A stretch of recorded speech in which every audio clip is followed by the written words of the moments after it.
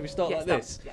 So we're here with a woman that does not need any introduction at all. And I think it's possibly the most impressive tagline I've ever heard. Is it the biggest bitch in Britain that I've heard?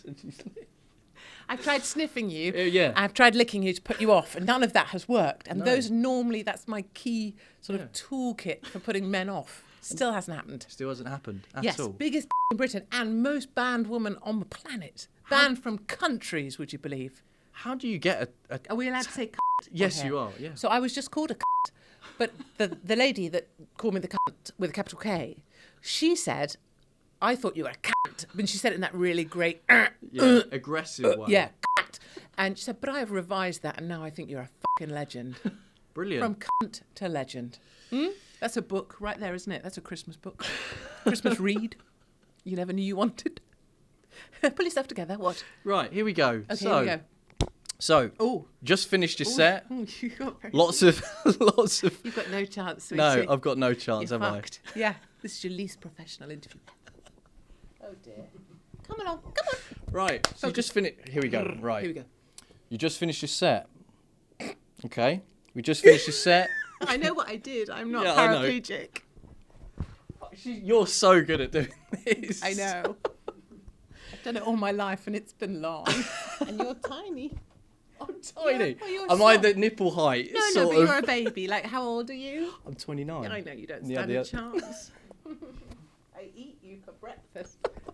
I don't know how you've done this. It's great. I do. Okay, right, here we go. Okay, so just finished your set, and that's too serious for me. Lots of penis gags, lots of vaginal, labia gags as well. Yes. Well, Fantastic. this is what your viewers, listeners don't know, or maybe don't appreciate because they're probably young. Yeah. They're probably cool. Didn't gesture at you then. Didn't did you just see? gesture at me. Yeah, that's fine. Gesture at the dude over there.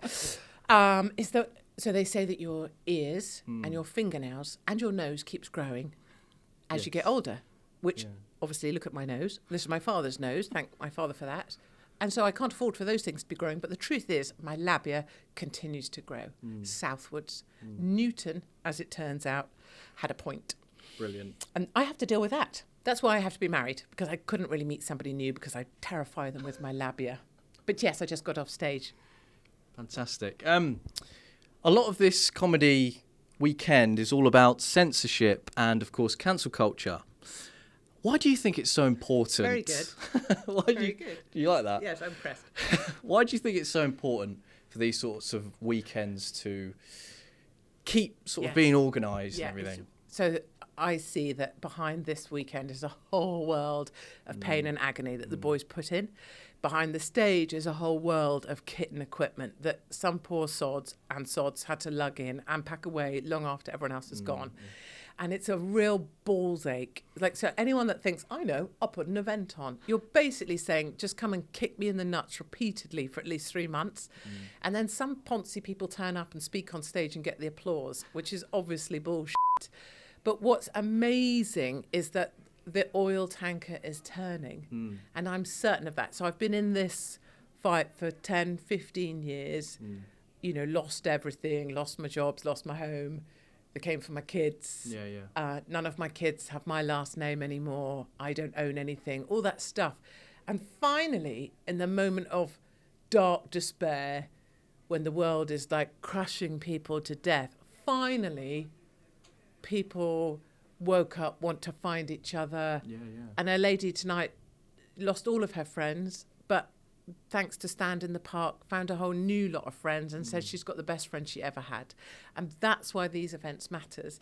And that's why tonight afterwards, I don't care about being on the stage. I don't care about my set particularly or anything. Standing and just getting to hug everybody. These are the best people and they're so excited to just be with each other. And I love it. I love it. This is the everything. That's why we do it at the end of the day, isn't it? Yes, and it is turning the oil tanker. I promise you, so I had 20 or so theatres lined up for 2023, and that's now down to, I think, 4 or 5, because the tiny little people with small penises or incredibly tight vaginas, probably never had sex in their lives and probably have cats and smell like piss, came along and tried to cancel them, and very effectively, because it only takes one kind of whinging lefty to get rid of a venue. But the ones that stood firm have been overwhelmed. So we've sold out the ones that stood firm. Then the theatres have had people ringing from America and other places wanting to give them money just for standing firm. Brilliant. And then one of the venues that stood firm in Blackpool, not only did they say, tell you what, you want to come and see Katie, buy a ticket. And if you don't want to come and see Katie, you don't have to. Don't buy a ticket. And it blew the minds of everybody. And then they put a billboard up with my ugly mug on at the end of the pier to just go, woohoo! So that's what I mean by the joy of the thing. Yeah. And I guess I came from a very serious past of being very direct when, like the lady said, she thought I was a And then I realised that in the time of the courts, right, Henry VIII, I wasn't around for that. But my early labia was forming and it was tight and high. Brilliant. Yeah. And in the time of the courts, only the jester could speak truth to the king. Yes, absolutely. So that's where this renovation comes from. That's where the funny comes from. And that's why I do what I do the way I do it now, because it's a way of circumventing completely being cancelled. You're dying on the inside. No, I'm not at all. Not at all. I was actually going to say about the cancellation. I think ordinary people feel as if they can't express themselves, whether it be online, offline. Obviously, performers are getting hit from all directions, even if it's in, obviously, Scotland with the hate crime bill and obviously England with the online safety bill possibly pushing through. What would be your advice to just ordinary people, really, about cancellation and things like that? A, never listen to anything coming out of Scotland. Ginger dwarf from the north. Of course. Right. A, nipple height. What have I told you about short people? Absolutely. Never trust short people. Never had children. Why do you think that might be? I know she might be infertile and that's all very sad, but maybe nobody wanted to go there. Just saying. She is so angry and so bitter. Her face looks like it secretes sulfuric acid on a daily basis. Like if you went to kiss that thing, your face would probably dissolve. And so I think we can disregard Scotland, can't we? Okay. Wales isn't going so well for Drakeford right now. We'll pass on that because it'd be crass to mock people who just lost their wives, even though they locked an entire nation down and lived in a shed in order to avoid COVID. And then I think most people just need to see that most people have things to protect. Most people want to protect their job or their marriage or their income. And self-preservation is the biggest enemy that we face. So people's desire to self-preserve is actually the biggest challenge for me. And I don't want people not to self-preserve because I want you to be okay. Not in a sexual way. No. I could violate you easily. Brilliant. But I feel like most people need to self-preserve. And even if we took an example of this event where James Melville was on the lineup, you know, a hero on Twitter, but James Melville pulled out of this event because I was here. And no criticism of anyone on our side just because you've got a really small penis. I wouldn't criticise you. But if you're going to pull out of an event because I'm here, that's self-preservation. And we can't have that on our side. And the great thing about me is that because I've lost everything, arguably including my mind, there's nothing they can do to stop me. No. And they know that. Do you want to see my arse? Sure. So what I want to show She's actually showing me her arse. Yes, but it's a bit sweaty. Brilliant. But that's my deported stamp. Brilliant. From my... Yes, you can have a close-up later.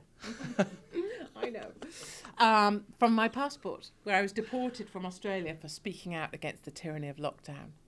And last week I was in America. I break into America via the Mexican border.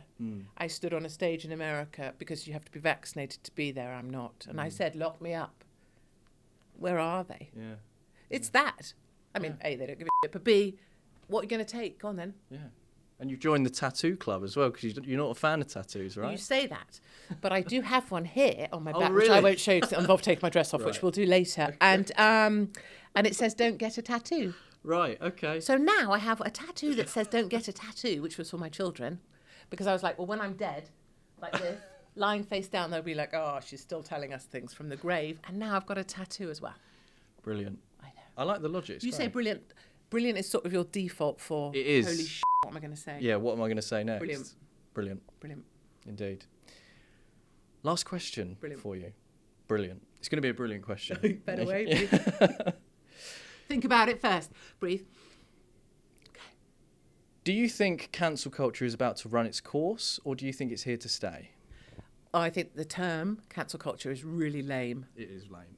It's a bit like woke, first social revolutionary or something. Cancel culture. It makes it sound like you forgot. Glammy. It's like you forgot to take your library book back. Like, but like when it comes for you, Chief Rabbi, Board of Deputies, Brandon Cox, Save the Children, the Labour bloody party. When that storm of doom comes for you, as it did for me, it's not cancel culture. It's you are eviscerated. Your job, your home, your house. 2 jihadis coming to chop my head off. They're now in prison. A play funded by the government called The Assassination of Katie Hopkins. Like it's not just cancelled. No. But I think if you can take your time, go to America, rebuild your stuff, come back 5 years later and go, I'm back then. You can prove that you're stronger than it. It's not going anywhere, but the fight back is on.